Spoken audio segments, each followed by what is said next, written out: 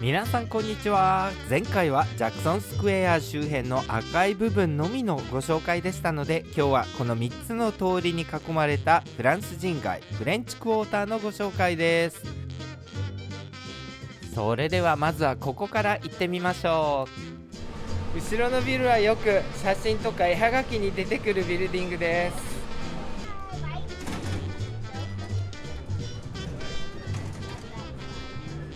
このスーパーの中には地元の名物料理が簡単に作れるミックスも売ってあります。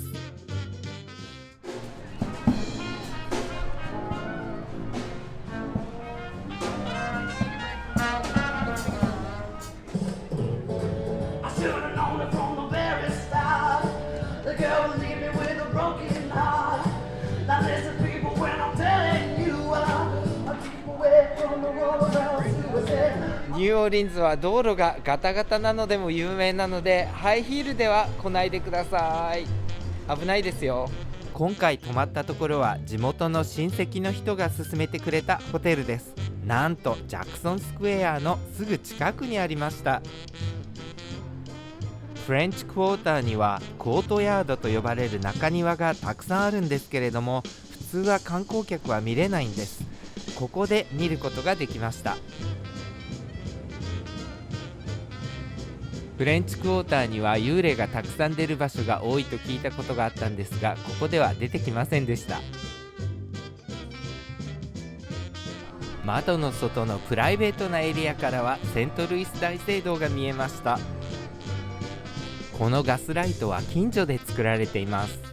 皆さんフレンチクォーターを散歩しているときは絶対に迷わない方法があります。これは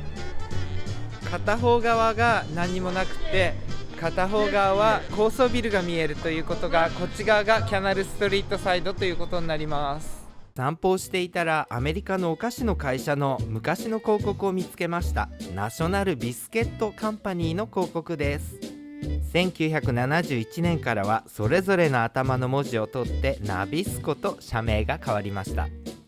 ニューオーリンズではバルコニーがついた家をいっぱい見かけるんですけれども、これは本当のバルコニーなんですね。でもこちら側にあるこの足がついたやつで、だいたいこの幅が通りの幅と同じものはバルコニーとは呼ばずにギャラリーと呼ばれます。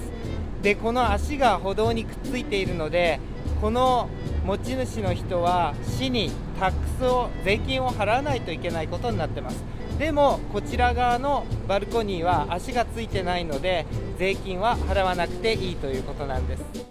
ギャラリーに出てみましょう。これはこうはこ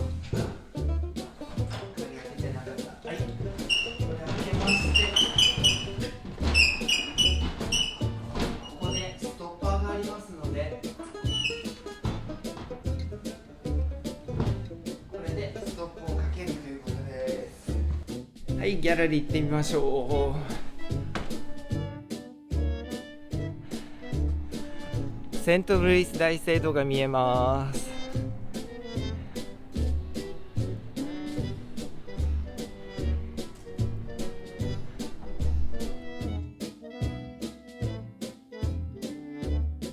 こちらがマダム・ジョーンズ・レガシーという名前の家になります。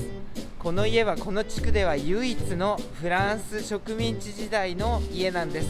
で、後のフランス植民地時代の家なんですけれども、スペインの植民地であった時に大きな火災が起きてしまいまして、ほとんどなくなってしまったんです。ですから今あるフレンチクォーターのビルはほとんどがスペイン植民地の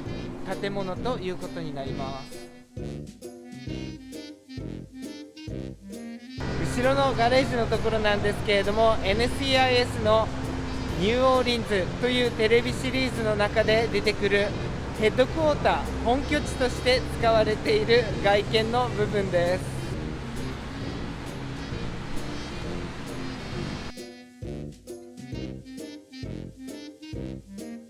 このロイヤルストリートにはジョージ・ロドリッグという地元のアーティストの人のギャラリーもあります。多分皆さんもご覧になったかと思うんですけれども、青い犬で有名になったアーティストの人です。これです。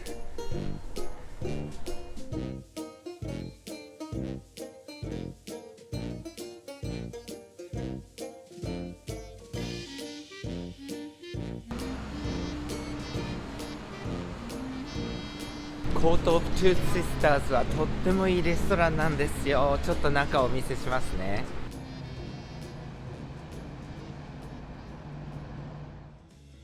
ここのオシアナグリルは大人気のレストランですので、予約を入れて行きました。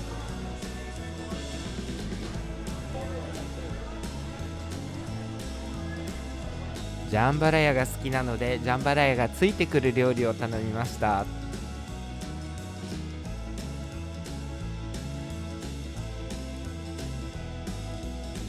マスタードグリーンはもうここは九州におるとやろかという気がしました。ニューオーリンズではホットソースはタバスコよりもこれが人気のようでした。ロイヤルストリート214番地のホテルモンテレオーネには、バーの座席がメリーゴーランドのように回転する有名なカルセルラウンジがあります。あんまり早く回すとお客さんがドリンクごと遠心力でぶっ飛んでしまうので、ゆっくり回っています。こんな風に早送りにすると分かりやすいと思います。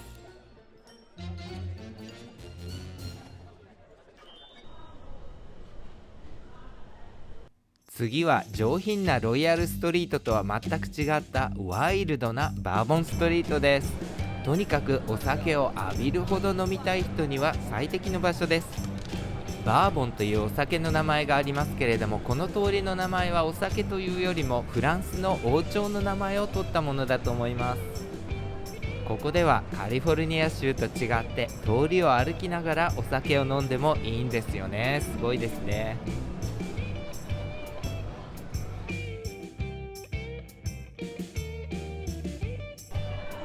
後ろのバーは1730年ぐらいから続いているアメリカで最も古いバーになります。ここはろうそくの明かりしか使わないんですよ。この暖炉は後で説明するのでよく覚えておいてください。とにかく有名人がたくさん来る場所です。ジェームズ・フランコやアメリカンフットボールのマニングファミリー、それからニコラス・ケイジにマイリー・サイラス、それからスカーレット・ヨハンソン、ジョン・リスゴーなど来ています。ここも結構幽霊が出るらしくって、でここの暖炉に火が入っている時にカメラを向けるとスマートフォンが顔の認識をしてしまうっていうことがあるらしいです。ニューオーリンズが生んだジャズのライブで最も有名なのがこのプリザベーションホールではないでしょうか。もともとはここにギャラリーをオープンした人がジャズのライブに行くことができなくなったので、ジャズの生演奏の人たちを呼んで始めたのがきっかけになり、結局人気が出すぎて自分のギャラリーは隣に移すことになってしまった場所になります。ロイヤルハウスは前回ニューオーリンズに来た時にも来た気取らないカジュアルなレストランです。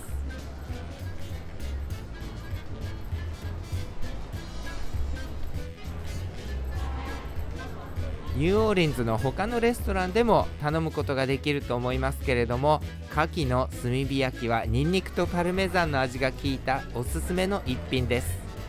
ここに来る理由はこのテイストオブニューオーリンズといって、ニューオーリンズの名物料理を少しずつ味わうことができます。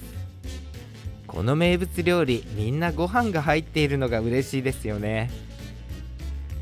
そういえば一番手前のジャンバラヤの色を見てください。前回のジャンバラヤはオレンジ色だったのに今回は茶色になっています。これは前回のジャンバラヤがトマトを使ったクレオール風に対して今回のジャンバラヤはケイジャン風ということなんです。